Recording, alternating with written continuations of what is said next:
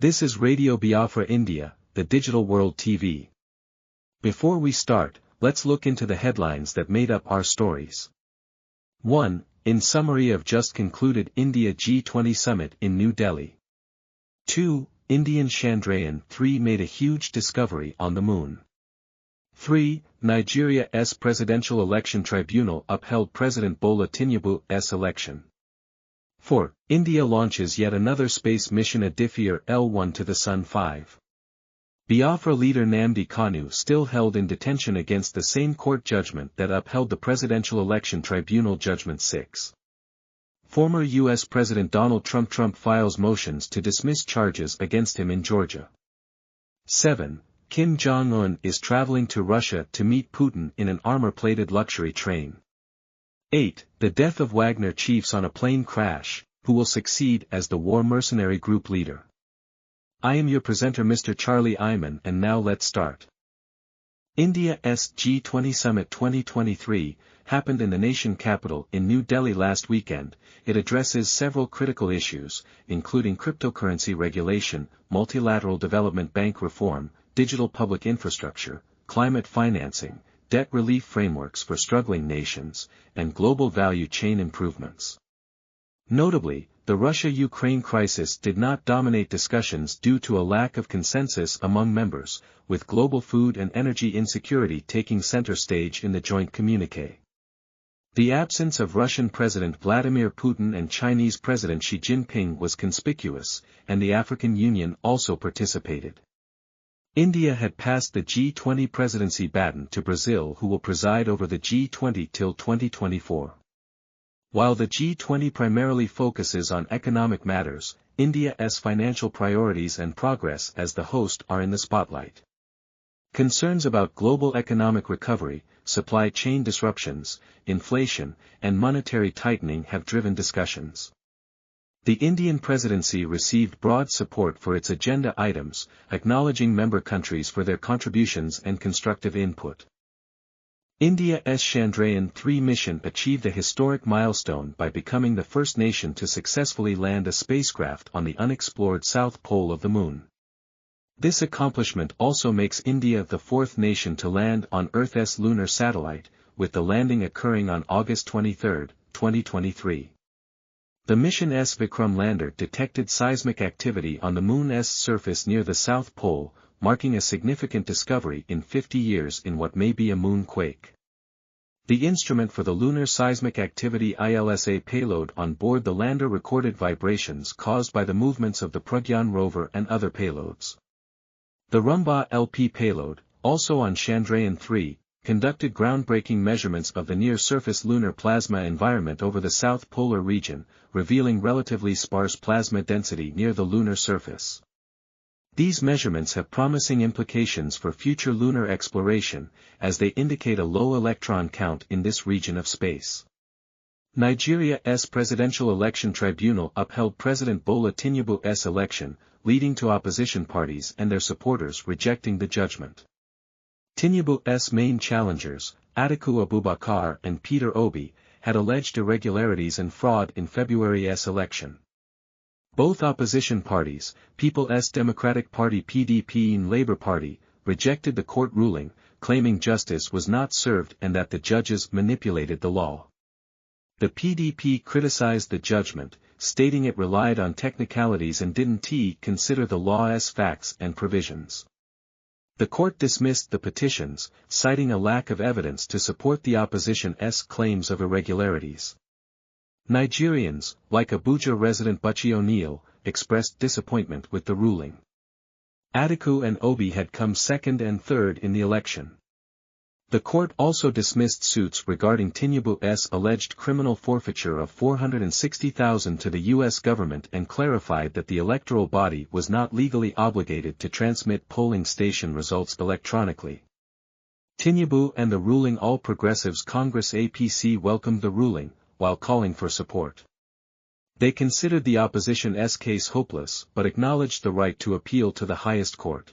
The India Space Research Organisation space mission called a DIFIR L1 satellite is designed for a comprehensive study of the Sun and will operate in Earth-bound orbits for 16 days, undergoing 5 maneuvers to reach its destination. It will be the first Indian space mission dedicated to studying the Sun and will be positioned in a halo orbit around Lagrange point 1 L1, approximately 1.5 million kilometers from Earth. This unique orbit allows continuous observation of the Sun without any interruptions, providing real-time data on solar activities and their impact on space weather. The satellite carries 7 payloads to observe various layers of the Sun, including the photosphere, chromosphere, and corona, using electromagnetic and particle detectors. It aims to address key questions related to coronal heating, coronal mass ejections, solar flares, and the dynamics of space weather. The mission's science objectives include studying solar upper atmospheric dynamics, understanding plasma physics, observing in situ particles, and investigating the magnetic field topology of the solar corona to better understand space weather drivers. The Biafra leader Motsi Nnamdi Kanu, who bear thrice citizenship of both Biafra, Britain and Nigeria, was extraordinary rendition from Kenya against the internal law of extradition, tortured and deprived his human rights. Who was kept in DSS custody but was officially vindicated by the country's court by declaring him to be released and acquitted, but the then Attorney General refused his release. Till today he is still languishing in the prison with critical health conditions. His followers are still keeping faith and calm but resilient in their pursuit for the quest of the self-determinations for the state of Biafra. And also calling on all international communities and human rights and governments to assist them in the case as they are committed to Biafra restoration come May what. As Donald Trump, arrested in election fraud case, detained for 20 minutes, took a mug shot released. When Trump was indicted in a separate case in Washington on August 1, Biden was at his vacation home in Rehoboth Beach, Delaware, dining out and watching a popular movie. Washington, as former President Donald Trump was arrested in Atlanta, U.S. President Joe Biden said he had spoken with Ukraine's president on Thursday and issued a fresh appeal for contributions to his 2024 re-election campaign apropos of nothing. Biden was silent all day on Thursday while on vacation at a home overlooking Lake Tahoe, but at almost the exact time Trump's plane landed in Atlanta, the White House announced the phone call with Volodymyr Zelensky. North Korean leader Kim Jong-un is traveling to meet with Russia's Vladimir Putin using his family's high-security, luxurious train, a mode of transport he favors for foreign trips. This train was previously used in his 2019 visit to Russia and his 2019 meeting with then-President Donald Trump in Vietnam. It is also his preferred means of domestic travel, often offering hints about his whereabouts. During the COVID-19 pandemic, Kim's train gave clues to his location, confirming that he was at one of his luxury resorts. The train is known for its opulence, including French wine and plush leather seats. In another context, North Korea's recent modification of an aging Russian diesel submarine to carry nuclear weapons has raised questions about its viability. The submarine, based on the outdated Romeo class, is noisy and easy to detect, not ideal for a stealthy deterrent. The vessel's conversion to carry large ballistic missiles may have compromised its stability, and its limited submerged endurance makes it less effective than nuclear-powered submarines. To be credible, a nuclear deterrent must be survivable in wartime, and this noisy submarine may not meet that criterion. Despite its emerging nuclear capability, North Korea's land-based options remain more practical and cost-effective for its nuclear deterrent. The Wagner chief Yevgeny Prigozhin dies in plane crash, who controls mercenary group now. As we believed he is dead, the fate of the complex, lucrative web of military commercial operations he and Wagner created for Russia across Europe, the Middle East, Africa hangs in the balance. A day before mercenary boss Yevgeny Prigozhin's plane crash, a Russian official visited Libya to reassure allies that fighters from the Wagner group would remain in the country but under Moscow's control. Meeting in Benghazi, Russian Deputy Defense Minister Yunus Bek Yevkarov told Eastern Libyan commander Khalifa Haftar on Tuesday that Wagner forces would report to a new commander, a Libyan official with knowledge of the meeting said. There is no indication the timing was anything but coincidental.